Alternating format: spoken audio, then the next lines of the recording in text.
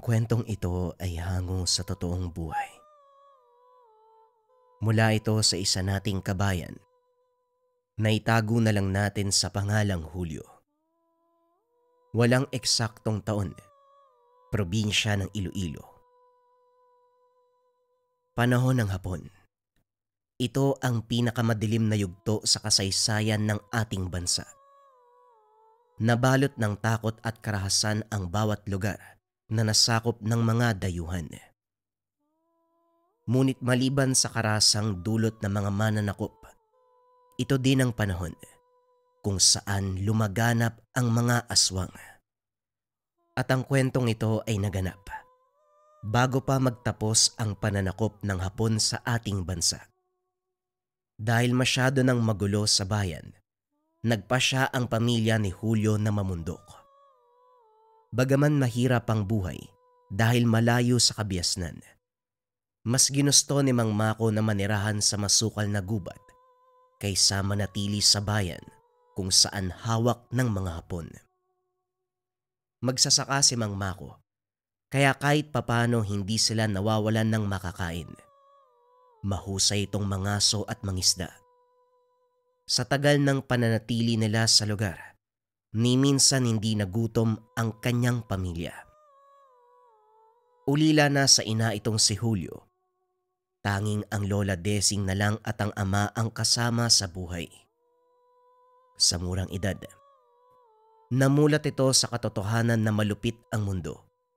Kaya naman natuto itong mamuhay sa ilang.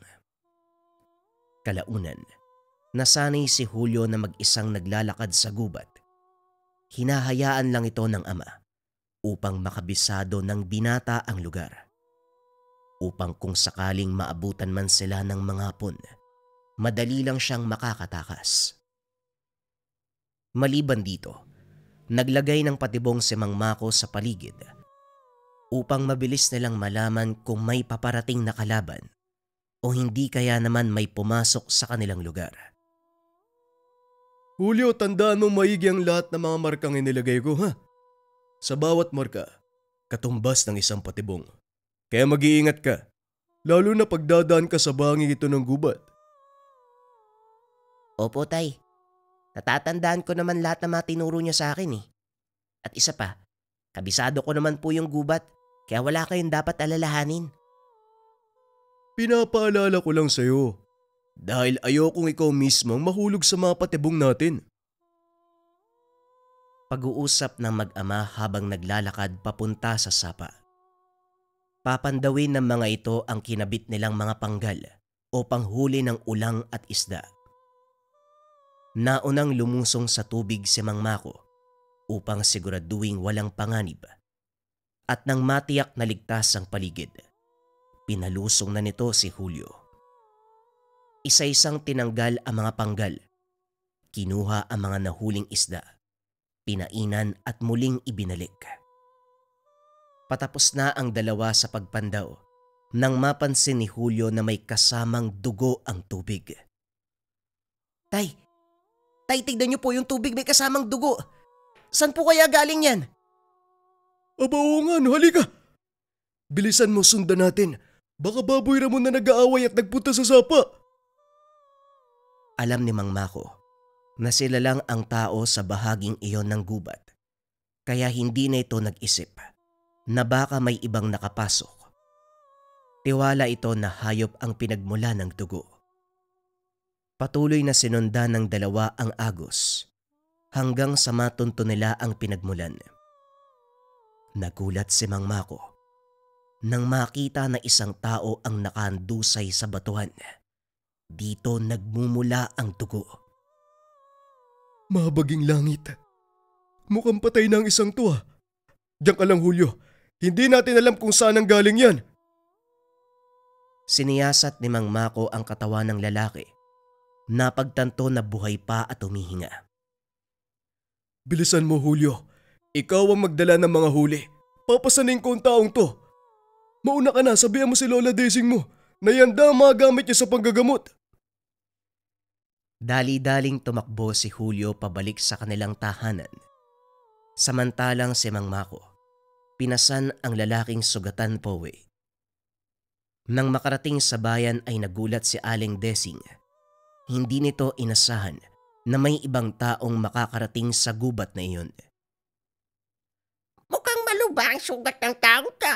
Teka, hindi gawa ng pangkaraniwang patalim ang mga ito. Wika ni Aling Desing habang sinisiyasat ang katawan ng lalaki. Malaki ang sugat nito na parang kinalmot ng kung anong hayop. Ano pong ibig yung sabihin ay? Kung hindi galing sa patalim ang sugat na yan, ano pong may gawa nito sa kanya? Malakas ang hinala ko. Aswang ang may gawa nito sa kanya. Habang nag-uusap ang dalawa, hinalungkat ni Julio ang dalang gamit ng lalaki. Nakita ang kakaibang patalim. Isang talampakan ng haba, gawa sa buto o tinik ng isang uri ng isda. Tignan niyo po, tay. May nakita po ako sa mga gamit niya. Posible kayang ito may gawa ng mga sugat ng taong yan? Tanong ni Julio. Dali-dali namang nilapitan ni Aling Desing ang paslit upang tignan ang hawak nitong bagay. Hindi ito ang may gawa ng sugat. Ang tawag sa punyal na ito ay binsol. Mula sa buntot ng malaking pagyang isang ito. Sa palagay ko, manunugis ng aswang ang taong yan. Malalaman natin yan kapag nagising siya. Sa ngayon ay, maaari bang gamutin yung sugat ng taong yan? Sinimulan ni Aling Desing ang gamutan. Nilinis at tinahi ang mga sugat gamit ang sariling buhok. Matapos ay binihisa nito ng malinis na kasuotan at hinayaang magpahinga. Ligtas na ang taong yan. Maswerte pa din siya at hindi ganon kalala ang mga natamo niyang sugat. Bagaman malalim, hindi ito tumama sa laman loob. Hayaan na muna natin siya makapagpahinga. 1 o 2 araw lang, siguradong magkakamalay na uli siya. Patuloy na binantayan ng lalaki. Kaso nga lang lumipas ang 2 araw. Hindi pa ito nagigising. Lalo pang tumaas ang lagnat dahil sa mga sugat. Kumuha ka ng sariwang dahon ng oringon at ilaga para ipainom sa kanya. Mabilis bababa ang lagnat ng taong ito gamit ang halamang gamot na yan. Sumunod si Mang Mako sa utos. Iniwan naman ni Aling Desing ang walang malay na lalaki sa pagbabantay ni Julio. Julio, huwag mo siyang aalisan ng tingin. Kailangan kong kumuha ng panglangga sa sugat. Sige po, Lola. Ako nang bahala. Medyo natagalan si Aling Desing sa kusina. Kaya naman siniyasat nito ang katawan ng lalaki. Nakita ang mga tattoo. Hindi maunawaan ng paslit ang mga nakasulat, kaya hindi nagaanong binigyan pa ng pansin. Hanggang sa madako ang tingin nito sa suot na medalyon ng lalaki. Marahan niya itong hinawakan. Akmang tatanggalin na sana sa leeg ng walang malay na pasyente. Bigla nitong hinawakan ang kamay ni Julio. Napasigaw ang paslit sa sobrang gulat, kaya dali-daling bumalik sa silid ng matanda. Mabaging langit. Salamat at gising ka na. Kumusta ang pakiramdam mo? Nasaan ako? Anong ginawa niyo sa akin? Natagpuan ka ng anak ko sa gilid ng sapa. Dinala ka dito sa aming tahanan. Mabuti na lang naagapan ang mga sugat mo. Malaking pagkakamali ang pagligtas niyo sa akin. Nasaan ang gamit ko? Aalis na ako! Hindi ka pwedeng bumangon. Malalim ang mga sugat mo at maaaring bumuka kapag puwersa mo.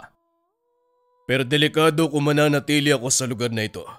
Baka pati kayo ay madamay. Hindi kita maunawaan. Ipaliwanag mo ng mabuti ang sinasabi mo. Tinutugis ako ng mga aswang dahil napatay ko ang kanilang pinuno. Hindi ko kinaya ang lakas nila, kaya tumakas ako. Sinasabi ko na nga ba? Isa kang manunugis. Ipagpaumanhin mo.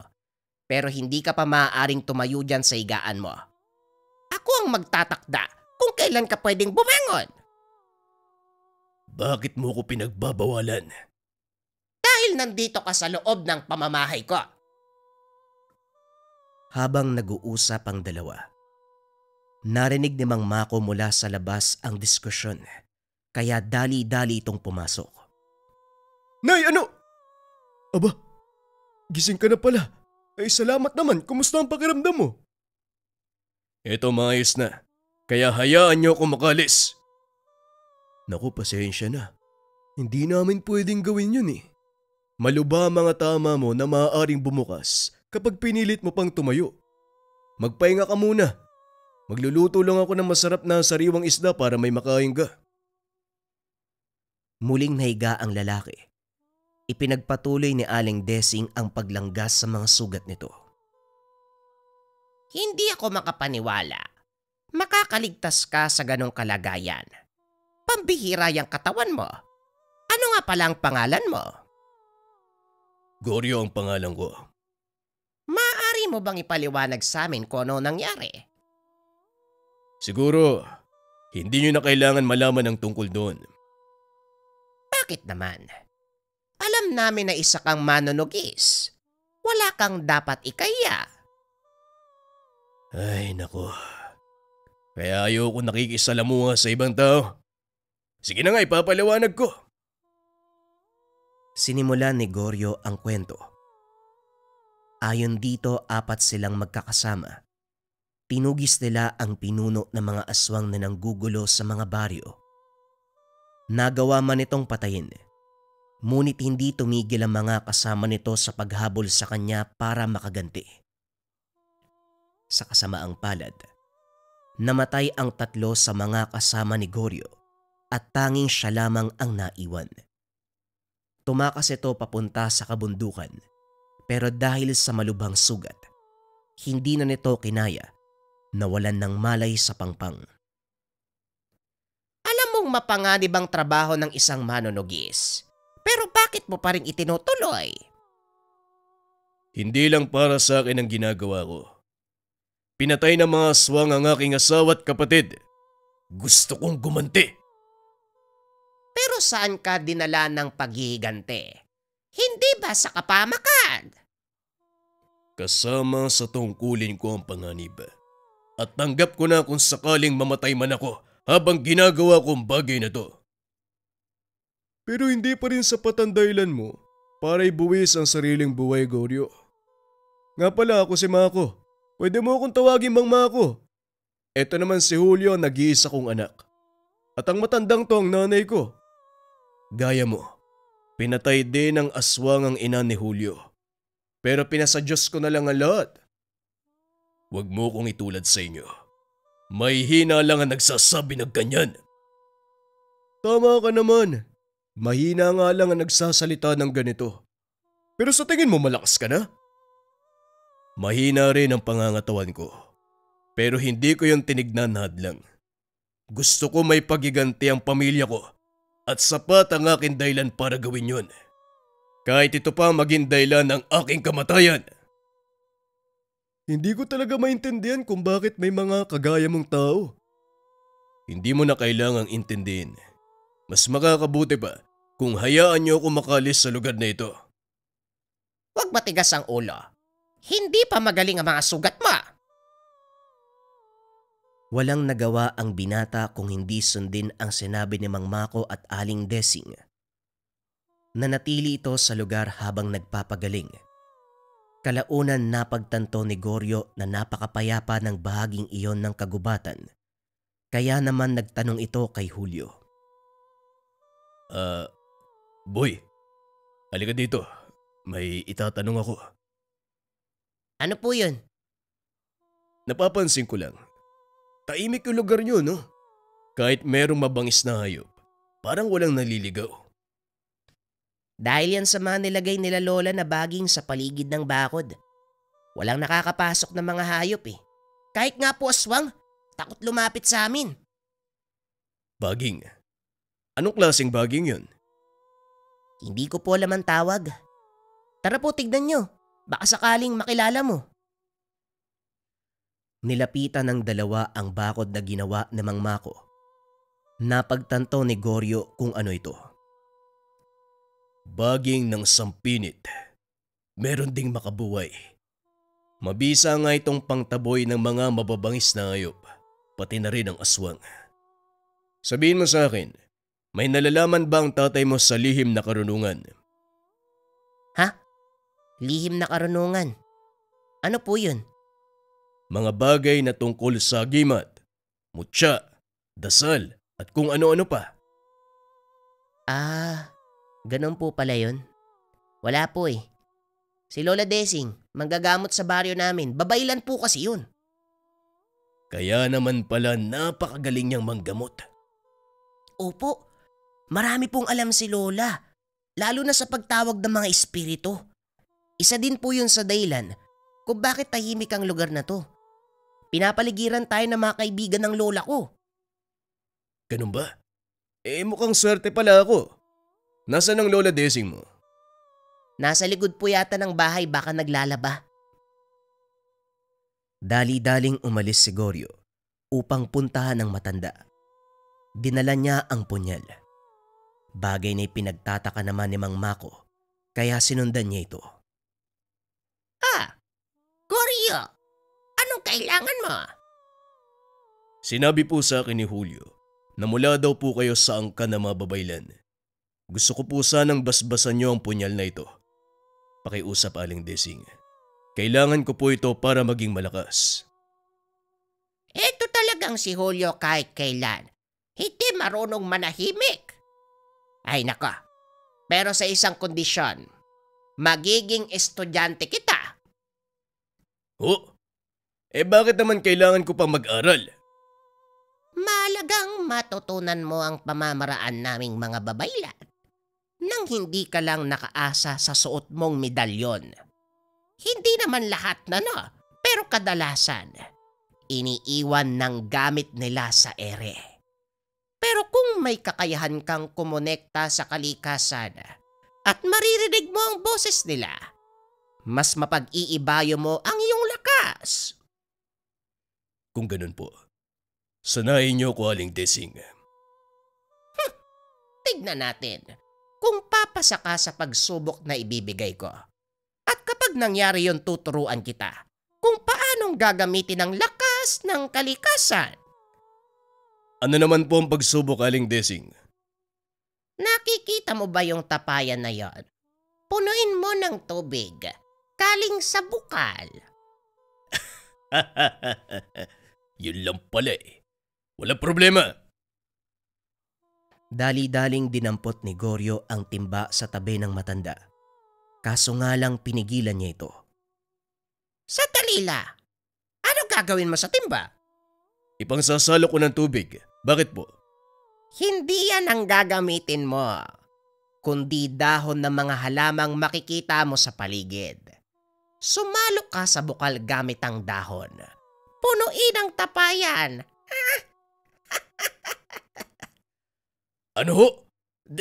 Dahon? Nagbibiro po ba kayo, Aling Desing? Mukha ba akong nagbibiro? Naku naman, pambihira! Kumuha ng dahon si Goryo. Ang unang nakita ay ang dahon ng badyang.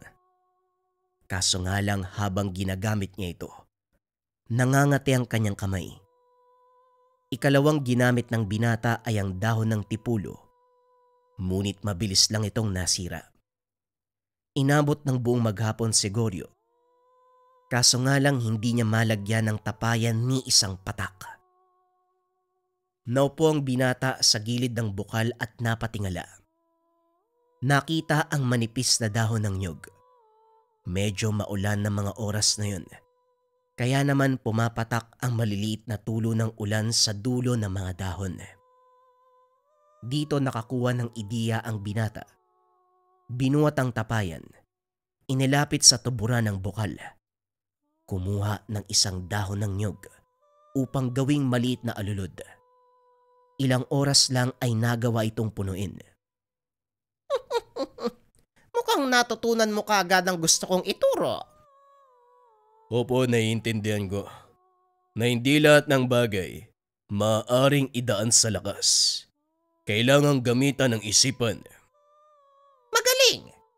Ngayon masasabi kong handa ka na para sa susunod mong leksyon. Kinabukasan, madaling araw pa lang ay ginising na ni Aling Desing si Goryo. Pupungas-pungas na bumangon ng binata. Sinunda ng matanda sa labas ng bahay. Ano pong gagawin natin dito? Ang dilim pa po ah. Naalala mo ba ang sinabi ko tungkol sa susunod na leksyon? Ang totoo, Goryo, wala nang susunod pa. Ito ang punyal mo. Pinasbasan ko na. Pero paano kung kukonekta sa kalikasan? Hindi niyo naman po naituro sa akin ang tungkol doon ah. Hindi ko na ituro. Pero nagawa mong matutunan. Naalala mo ba ang paggamit mo ng dahon ng nyog? Sa tingin mo ba, basta mo lang naisip ang bagay na yon? Hindi, Goryo. Nasa desperado kang kalagayan. At alam kong sa isip mo, sinubukan mong maghanap ng kasagutan sa paligid. At yun ang binibigay ng kalikasan. Ano po? Ibig sabihin, yun na ang pinakaaral na dapat kong matutunan. Oo, Goryo. Ang katalinuhan ay paghahanap ng kasagutan ay siyang pinakamakapangyarihang sandata. Hindi pala mahina ang utak mo gaya ng inakala ko. Maraming salamat, Aling Desing. Ngayon mas malinaw na sa akin ang gusto niyong sabihin. Alam ko na rin ang dahilan kung bakit ako natalo sa mga aswang. Ito ay dahil pinairal ko ang lakas ng pangangatawan. Hindi ako nag-iisip. Malakas ang mga aswang. Ngunit minsan kulang sila sa paggamit ng isipan. Tandaan mo, Goryo, kahit gaano pa kalakas ang kapangyarihang taglay mo, kung hindi mo alam kung paano gamitin, wala itong silbi. Ngayon tignan natin kung talagang natutunan mo ang mga sinabi ko. Sa labas ng bakod na ito, nag-aantay ang mga aswang na tumutugi sa'yo. Hindi lang nila magawang pumasok dahil sa mga proteksyong aking nailagay. Oras na para halapin mo sila. Wika ni Aling Desing. Hinawakan ni Goryo ang punyal.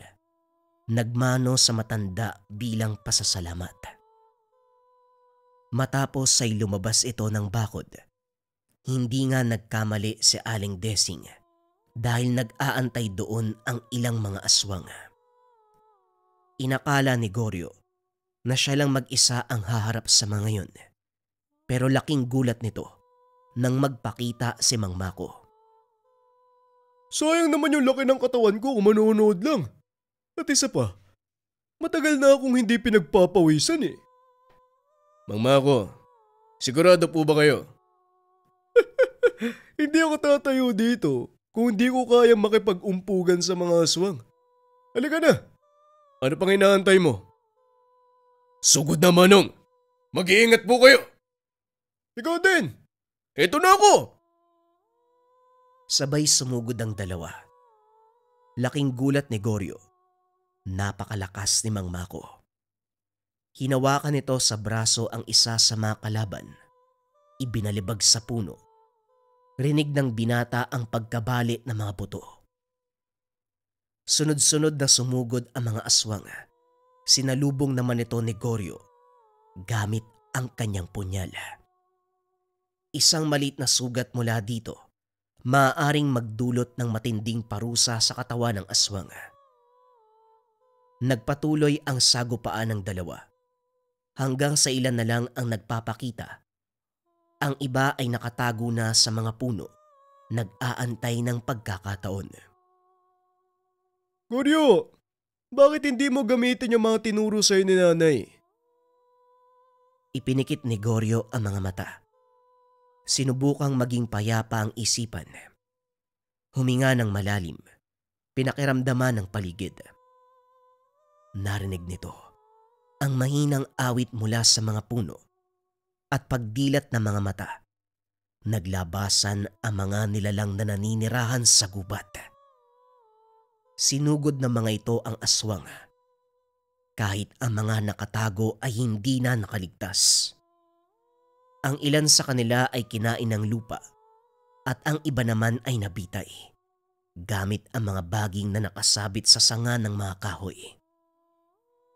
Halos walang natira sa mga ito, maliban sa iisang aswang na nakatayo sa harapan ni Goryo. Marius, itigil mo na to. Tapos na ang laban. Hindi ito matatapos hanggat nabubuhay ako. Tama na. Kung magpapatuloy pa ang laban, mauubos kayo ng tuluyan. Ikaw na lang ang nalalabing purong dugo. Kaya habang may oras ka pa, umalis ka na. Huwag mo akong turuan sa mga dapat kong gawin, tao! Wika ng aswang sabay sugod kay Goryo.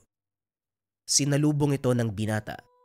Itinutok ang punyal sa leeg ni Marius. Direktang tumarak ang patalim, dahilan para tuluyan itong bawian ng buhay.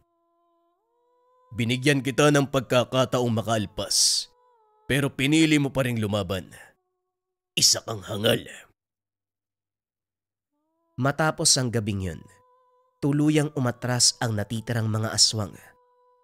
Hindi na sila nanghas na lumaban, lalo pa nang makitang wala ng buhay ang kaisa-isang purong dugo. Sa kaloob-looban ni Goryo, hindi nito maunawaan kung bakit nakaramdam siya ng awa sa mga namatay na aswang. Normal na makaramdam ka ng awa sa kanila. Ang mga aswang ay bahagi ng ating mundo, bahagi ng kalikasan. At dahil konektado ka sa kanila, mararamdaman mo ang pagdadalamhati ng lahat ng elemento. Pero huwag kang makonsensya. Ginawa mo lang ang tama dahil lumabag sila sa batas ng kalikasan.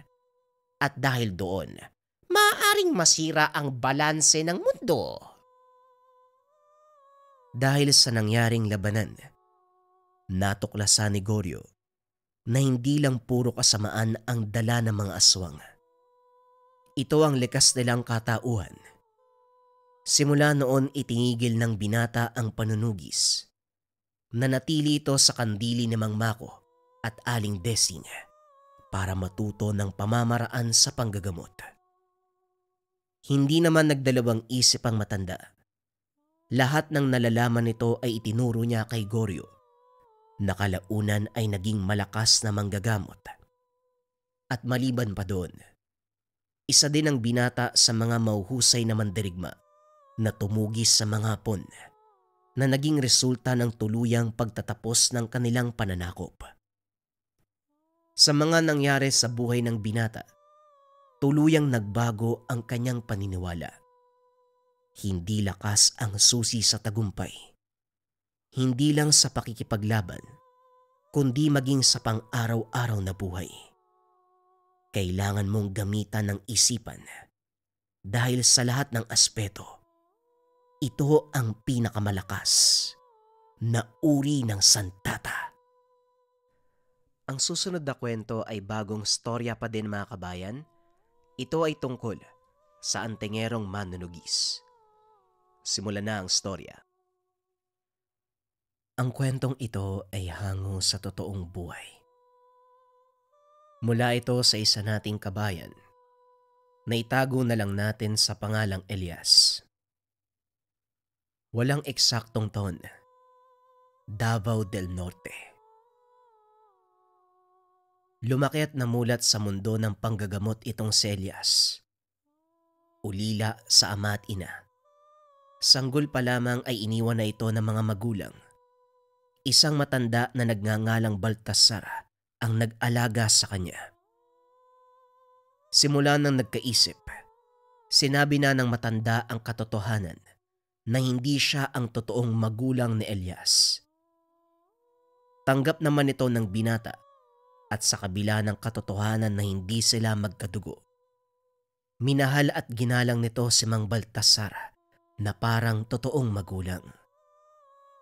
Itinuro ng matanda ang lahat ng nalalaman kay Elias hanggang sa umabot sa mataas na antas ang kaalaman ng binata. Sa kabila ng mga nalalaman, ni minsan hindi ito sumubok na manggamot. Sa halip ay naghanap ito ng trabaho para masuportahan si Mang Baltasar. Hindi naniningil ang matanda sa ginagawang panggagamot. Masaya na ito sa pasasalamat ng mga taong natutulungan.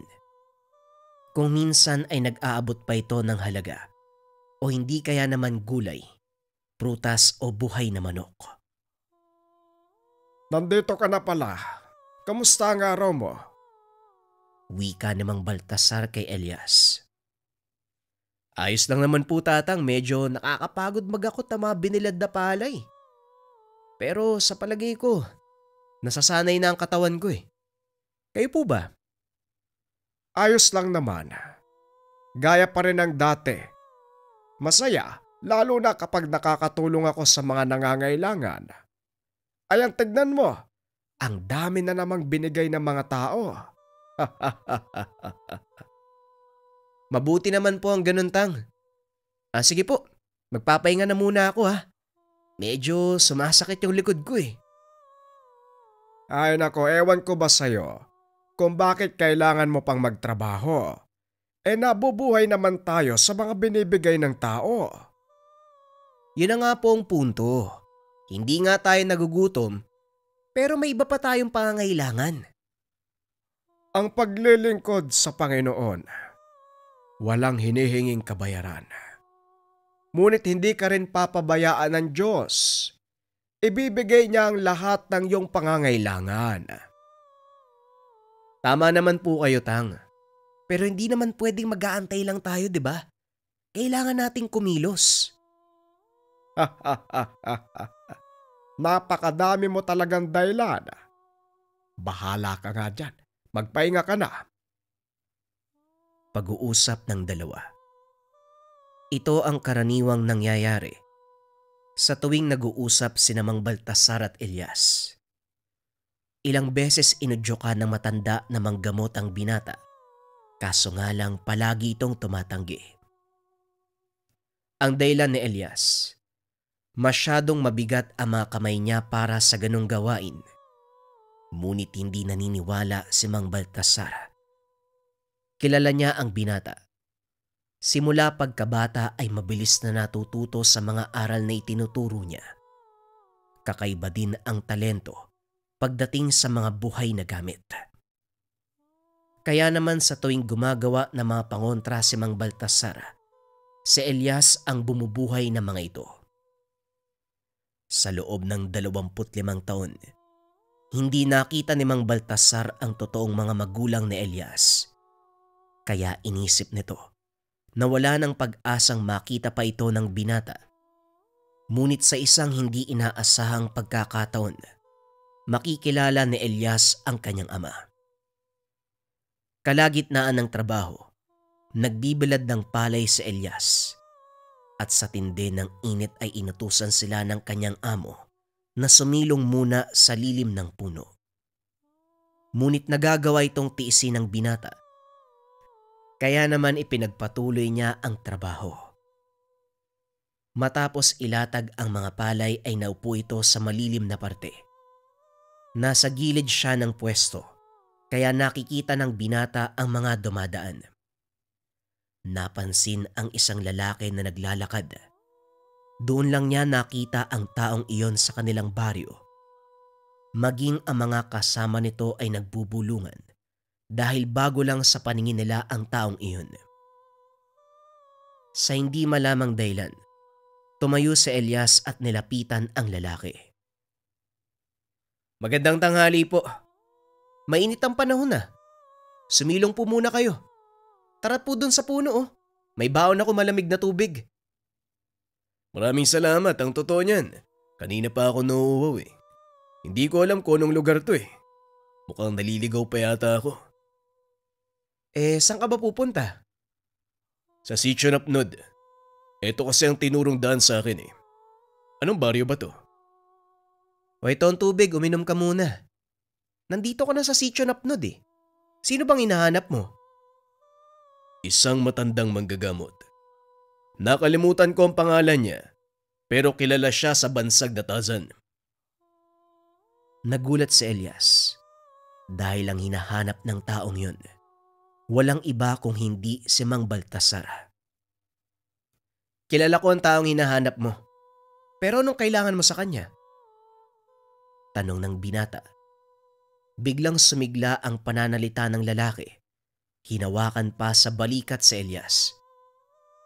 Talaga? Kilala mo si Tazan? Pwede mo ba akong dalhin sa kanya? Oo naman, kaso may trabaho pa ako eh. Kung makakapag-antay ka, isasama kita sa bahay mamaya. Pero hindi mo pa sinasagot yung tanong ko eh. Ano bang kailangan mo sa kanya? May mahalagang bagay ako itatanong at kailangan ko siyang makausap. Walang problema. Kung matatagalan ka, nauunawaan ko. O sige, kung yan ang gusto mo. Siguro mamayang 4:00 tapos na ako sa pagbibilad ng palay. Magpahinga ka muna dyan.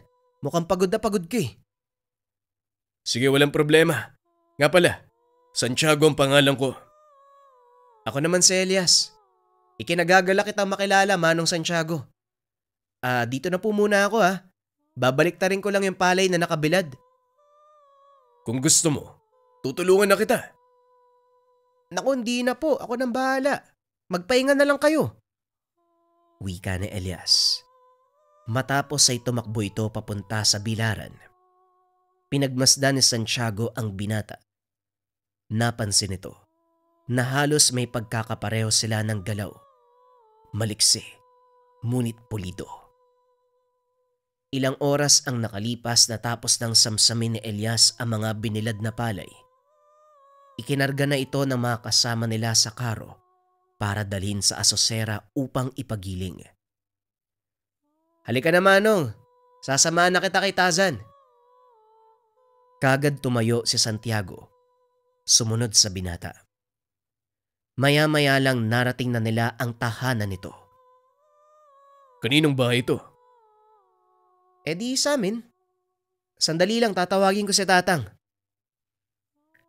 Dali-daling pumasok ang binata upang tawagin ang matanda.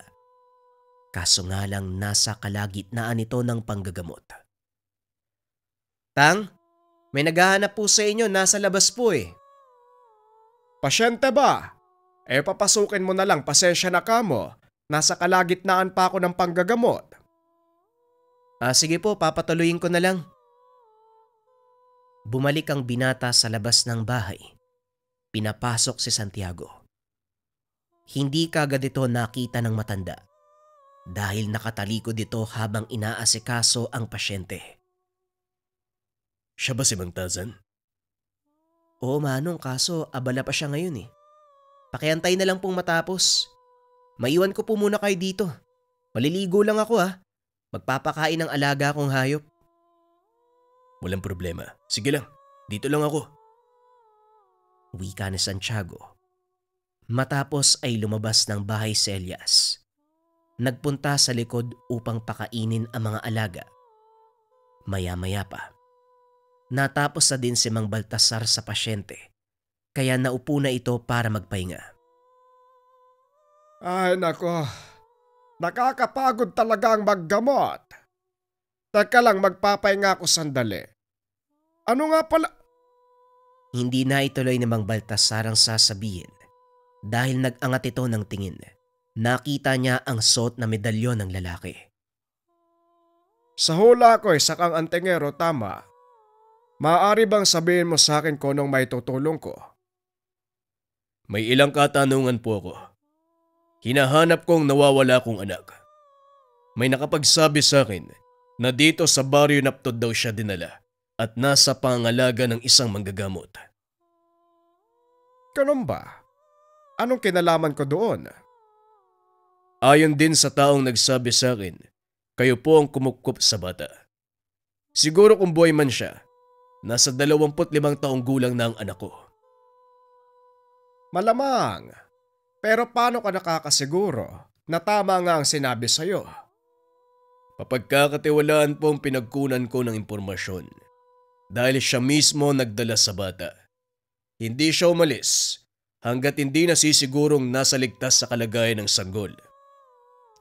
Kung ganon, maaari mo bang sabihin kung ano ang dahilan at bakit mo piniling ilayo ang sanggol? Tanong ni Mang Baltasar. At para makuha ang tiwala ng matanda, pinaliwanag niya ang totoong nangyari. 25 taon na ang nakakaraan. Nang mga panahong iyon, naninirahan sa kabundukan si Santiago kasama ang kanyang may bahay na noon ay kasalukuyang nagdadalang tao.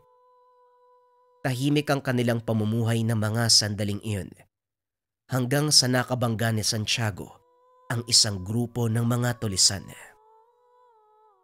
Napadaan ito sa kanilang tahanan at pilit na kinuha ang mga imbak na pagkain na mag-asawa dahil sa nagdadalang tao ang kabiyak.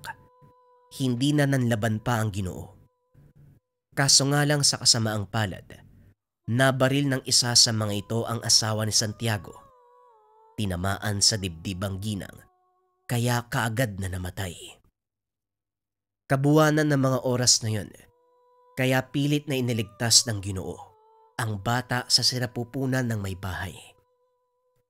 Himalang nabuhay ang bata at labis na nagpasalamat si Santiago dahil kahit nawala ang asawa, nagawa niyang iligtas ang kanyang anak.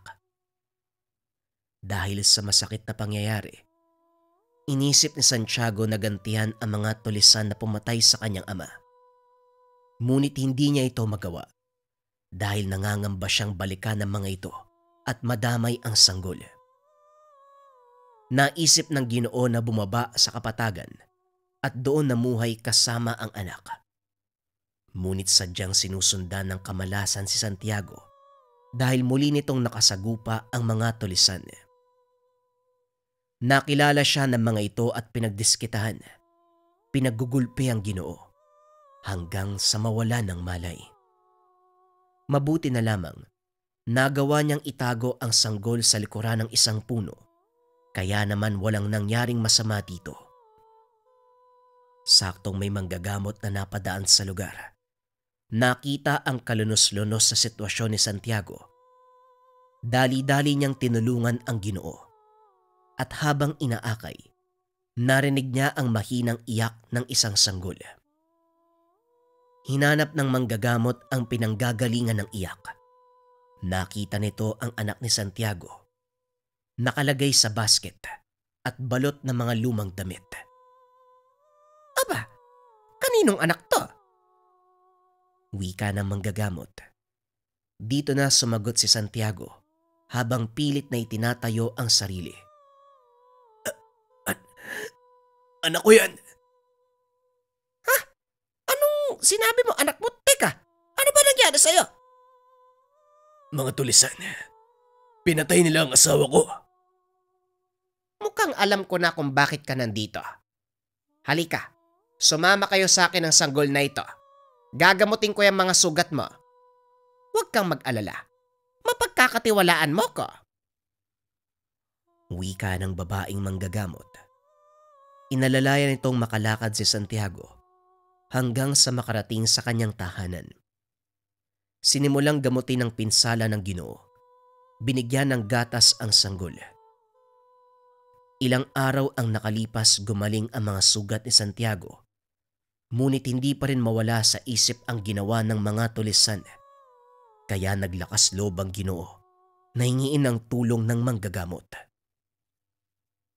Alam kong malaki na ang naitulong mo nang iligtas mo ko mula sa tiyak na kamatayan. Kaya naman lulubos-lubusin ko na. Tulong? Anong klaseng tulong naman ang maaari kong ibigay sa'yo sa pagkakataong ito? Gusto kong gumanti sa mga taong nanakit at pumatay sa asawa ko. At para magawa ko yun, kailangan kong ilayo ang anak ko. At saan mo balak dalhin? Hindi ko alam. Kaya nga ako humingi ng tulong sa'yo. Dahil baka meron kang kakilala na maaari nating pagdalhan sa kanya pansamantala. Hindi ako sigurado. Pero may alam ako na pwede nating pagdalhan sa kanya. Sa sitio Napnod, may kilala akong manggagamot sa lugar na yon. Kahit saan, ang mahalaga manatiling buhay ang anak ko. at malayo sa kapamakang maaaring maging bunga ng gagawin ko. O sige, tutulungan kita. Pero paano mo naman isasagawa ang paghiganti? Hindi ka naman pwedeng lumusob ng mag-isa sa kampo na matulisan. Ako nang bahala tungkol sa bagay na yan. Pakiusap, tulungan mo kung mailayo ang anak ko sa lugar na ito. Kaya ng sinabi ko, ako nang bahala. Kailan mo balak simulan ng plano? Sa lalong madaling panahon. Bukas na bukas, pupunta ako sa sitio Napnod para siguraduhin naroon pa ang taong yon. Pagkatapos nun, doon ko dadali ng anak mo. Kinabukasan, maagang umalis si Alicia. Nakabalik kinagabihan. Magandang balita. Naroon ang kakilala ko at isa din siyang albularyo. Kaya sisiguraduhin kong mabuti siyang tao. Kung ganun, pumapayag ako na dalhin mo ang anak ko sa taong yan. Bukas ko siya dadalhin sa sitio Napnod. Magpaalam ka na sa anak mo. Pero teka, ano nga pala ang pangalan ng batang to? Siguro ang taong pagdadalan mo na lang ang bahala. Ipapaubaya ko na sa kanya ang pagbibinyag sa anak ko. Kinabukasan ay muling bumalik si Alicia sa sitio Napnod. Kasama nito ang anak ni Santiago. Bagaman masakit sa Ginoo ang mawala ng anak, kinakailangan niya itong gawin para masigurado ang kaligtasan. Nang makarating sa sitio Napnod si Alicia, nagabang ito sa palaging dinadaanan ni Mang Baltasar. Saktong wala ng tao sa lugar na yon ng ganong oras, kaya walang makakakita sa gagawin niya. Ilang sandali pa, nakita nitong paparating ang matanda, kaya dali-dali niyang inilapag ang sanggol ni Elias sa tabi ng daan. Nagtago ito at saktong pagdaan ng matanda, umiyak ng napakalakas ang sanggol na tila pinag-aadyang kunin siya ni Mang Baltasar.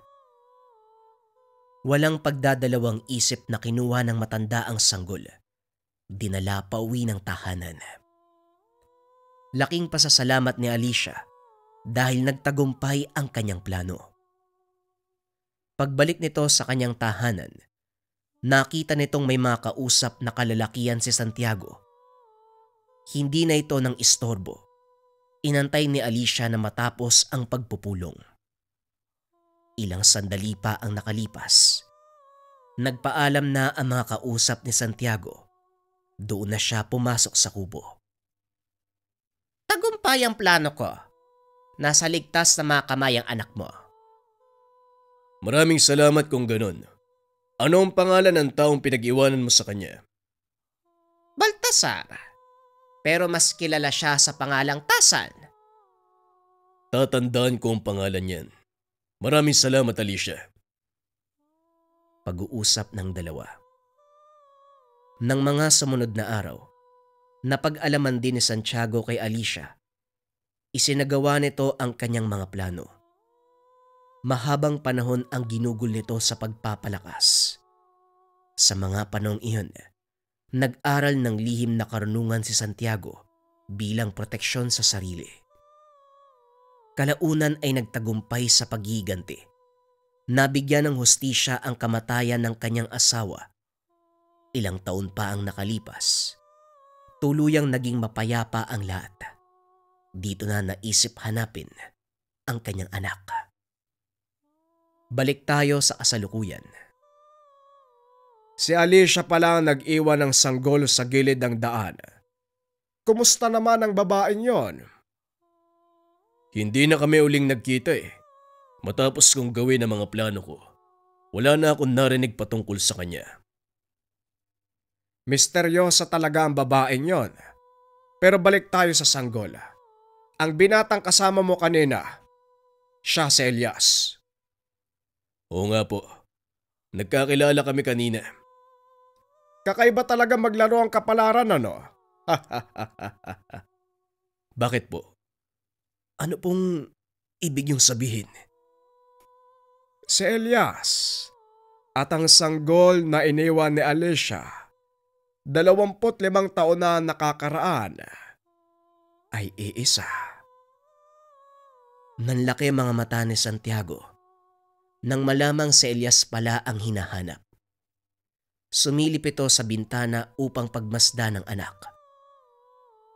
Hindi ko alam kung may mukha pa akong iharap sa kanya matapos ko siyang iwanan. Madaling magpaliwanag sa anak mo. Kailangan nyo lang mag-usap ng masinsinan. Hindi ko po alam kung saan ako magsisimula, Tatang Tazan. Huwag kang mag-alala. Ako nang bahala doon. Pero kailangan mong tapusin ang pagpapaliwanag. Sandali lang at tatawagin ko siya. Lumabas ang matanda sa tahanan upang tawagin si Elias. Kagad namang lumapit ang binata at naupo sa harapan ni Santiago. Unti-unting nakikita ng Ginoo ang pagkakatulad nilang dalawa sa paraan ng pag-upo at sa paraan ng pagsasalita. Makinig kang mabuti sa mga sasabihin ko. Ang taong ito, alam kong nagtatanong ka, hindi ba? Kung sino ang totoong magulang mo. Matagal ko na pong kinalimutan yung tatang. Siguro ayoko na nga ding hanapin eh. Kaya nga makinig kang mabuti. Dahil may mga bagay akong gustong sabihin sa iyo tungkol sa kanila. May kinalaman po ba dito si Manong Santiago? Malaki, Elias, at kailangan mo itong malaman nang maging malinaw sa iyo ang lahat tungkol sa totoong nangyari sa mga magulang mo. Ang taong ito ay walang iba kung hindi ang tunay mong ama. Nanlaki ang mga mata ni Elias. Hindi niya naisip na ang taong noon lang nakilala ay ang ama na matagal nang hinahanap. Ikaw? Pero paano nangyari yun? Ang tagal mong hindi nagpakita tapos ngayon magpapakilala ka na tatay kita? Alam kong malaki ang pagkakasala ko sa iyo. Inuna ko ang sariling interes. Pinili kong ipagiganti ang nanay mo. At dahil doon, mahabang panahon ang sinayang ko na sana'y nasa poder kita at ginagabayan. Paano mo ngayon nasasabi sa akin yan? Hinayaan mo nga mamatay yung nanay ko eh. Makinig ka sa mga sinasabi ng tao, Elias. Maging rasonable. Makikinig po ako, tatang. Hindi ko lang matanggap. Kung kailan hindi na kita hinahanap, doon ka pa magpapakita. Anong klaseng magulang ka? Wika ng binata sabay takbo palabas ng tahanan. Habulin pa sana ito ni Mang Baltasar, pero pinigilan siya ni Santiago. Elias, bumalik ka ditong bata ka! Talagang napakabastos mo! Hayaan muna natin siya, Tatang. Hindi mo siya masisisi. Malaki ang kasalanan ko sa kanya. Iniwan ko siya ng walang malay. Pero malaki ang pasasalamat ko sa inyo, Tatang. Pinalaki mo siya na may mabuting puso. Nabigla lang siguro si Elias, kaya gano'n ang naging reaksyon niya. Pag-uusap ng dalawa. Samantalang si Elias naman, nagpa siyang maglakad sa kagubatan. Medyo maliwanag pa ng mga sandaling iyon, kaya nakikita nito ang nangyayari sa kapaligiran. Hindi sinasadya. Napadaan ito sa pangkat ng mga kalalakihan na nagtitipon-tipon. Tumuloy sa paglalakad ang binata, ngunit hindi nito maiwasang mapatingin sa pangkat. Nanlaki mga mata dahil may mataas na kalibre ng baril ang grupo. Sa isip ni Elias, hindi mangangaso ang mga ito. Hindi naman ganon ang baril na dinadala ng mga mangangaso sa kanila. Dali-daling umalis ang binata at para hindi mapansin, gumapang pa si Elias. Ngunit sa kasamaang palad, naapakan nito ang isang tuyong sanga, dahilan para maglikha ng ingay. Nagsipagtayuan ang mga kalalakihan bitbit ang kanilang baril, sinipat ang paligid. Talasan niyo mga mata. Baka may mga sundalo paparating. Hindi kalayuan ang kabersera mula sa lugar na ito. Wika ng isa sa mga lalaki. Ito ang pinuno ng pangkat dahil siya ang nagbibigay ng utos sa mga kasama.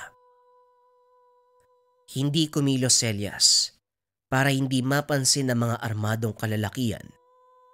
Laking pasasalamat ng binata dahil hindi siya nakita ng mga ito. Naglakad palabas ng gubat ang grupo. Napansin ng binata sa kabesera ng baryo ang kanilang punta. Alam ng binata na hindi maganda ang pakay nila. Kaya naman nang masigurong wala na ang mga armado, dali-dali siyang umalis sa lugar. Ginamit nito ang isa pang daan paikot sa gubat, kaya mabilis na nakarating sa kanilang tahanan. Oh, anong nangyari sa'yo? Bakit namumutla ka? Tanong ng matanda. Dahil nakita nito na tila para bang hinabol ng 10 demonyo ang binata. Mukhang sasalakayin tayo ng mga tulisan. Tugon ni Elias. Pero ayaw maniwala ni Mang Baltasar sa sinabi nito. Anong tulisan? Sa panahon na to, wala nang mga tulisan. Kaya sabihin mo sa akin ang katotohanan. Anong kalokohan ang ginawa mo? Hindi po ako nagbibiro, Tatang. Totoo ang sinasabi ko. Ngayon kung hindi kayo kakilos, ako ang gagawa ng paraan para pigilan sila sa gustong... Hindi na ituloy ni Elias ang sasabihin. Biglang umalingaw-ngaw ang malakas na pagsabog. Sa palagay ko, totoo ang sinabi ni Elias. Matagal na panahon na ako nakipaglaban sa mga tulisan. Kaya alam ko ang kilos nila. Elias, huwag kang susugod na mag-isa. Hindi natin alam kung ilan sila. At meron silang kakayahan na gumamit ng mga orasyon. Bakit naman ako makikinig sa'yo? Kung marunong sila sa lihim na karunungan, makakasigurado din ako na mas mataas ang nalalaman ko. Wika ng binata sabay takbo sa imbakan na mga gamit. Kumuha ng mahabang itak at ilang peraso ng punyal, sabay titig kay Santiago. Ano? Tatayo ka na lang ba dyan? Tanong ng binata. Nagulat si Santiago sa sinabi nito. Teka, antayin mo ko! Mabilis itong tumakbo upang sundan ng binata. Habang nasa daan ay nagkakarga ito ng pangdepensa, pati na rin ng pangproteksyon. Natatanaw pa nito si Elias. Ngunit ilang sandali ang nakalipas. Biglang nawala sa kanyang paningin ang binata. Saan kaya nagpunta yun?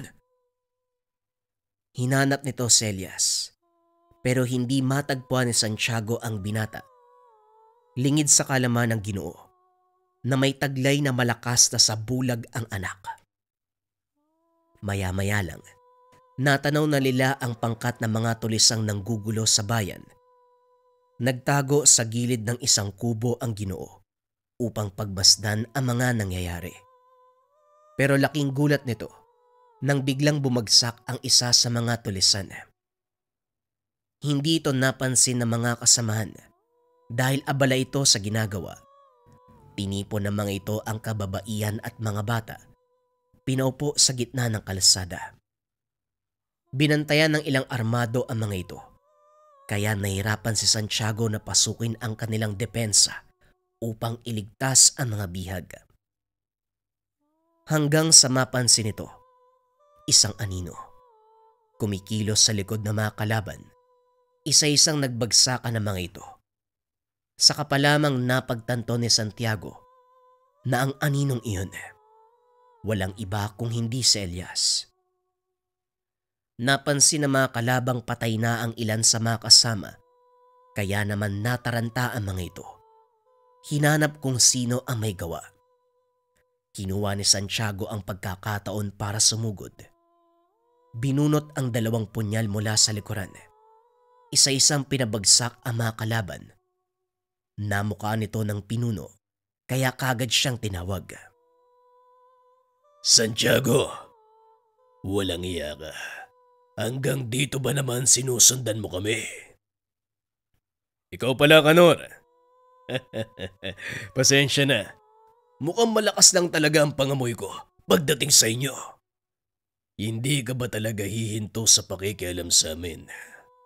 Ito na ang araw na pupugutan kita ng ulo. Hindi yan sinasabi, Kanor. Ginagawa yan. Wika ni Santiago sabay sugod. Habang tumatakbo, pinapaulanan ng bala ng mga tulisan. Ngunit ni isa sa kanila ay walang tumama. Nang magpang-abot si Kanor at Santiago, habang nagbubuno ang mga ito, isa-isang pinapatakas ni Elias ang mga bihag. Pinagpapapatay ang mga nakabantay dito. Bagyang napatingin si Kanor sa mga kasamahan. Nakitang iilan na lang ang nakatayo. Mga walang hiya talaga kayo. Inubos niyo ang natitira kong kasapi. Wika ni Kanor. Desperadong makalis sa lugar. Kaso nga lang hindi niya magawang makaalpas kay Santiago. Hindi ka nag-iisip, Kanor. Maling baryo ang pinasok mo. Kung sakaling wala man ako dito, hindi pa rin kayo uubra dahil sa binatang ito. Wika ni Santiago, sabay turo kay Elias. Nagsama ka pa ng isang pakialamero. Wika ni Kanor sabay sugod kay Santiago. Sa kasamaang palad, naunahan nito ng Ginoo. Tinamaan ng saksak sa tagiliran ang tulisan, dahilan para bumagsak. Ilang beses na kitang binalaan, pero hindi ka pa rin nakinig. Binigyan pa kita ng pagkakataong tumakas, pero nandito ka na naman. Pasensya na, Kanor, pero mukhang dito kay lilibing sa lupain na ito. Hindi na nakasagot si Kanor. Hinahabol nito ang hininga hanggang sa tuluyang bawian ng buhay. Nagawa na ring talunin ni Elias ang mga kasama. Isa-isang tinignan ng mga ito. Dinala sa pagamutan ang mga sugatan. Marami ang namatay, ngunit laking pasasalamat ng mga ito dahil naagapan ang mas malalang kaguluhan. Ilang sandali pa ang nakalipas ay dumating si Mang Baltasar kasama ang isang babae. Napatingin si Santiago. Nanlaki ang mga mata nang makitang si Alicia ang babaeng iyon. Alicia, ikaw nga ba yan? Saan ka nagpunta? Bakit ngayon ka lang nagpakita? Marami akong inasikaso. Naparito ako para ipaalam sana kay Mang Baltasar ang tungkol sa mga tulisan.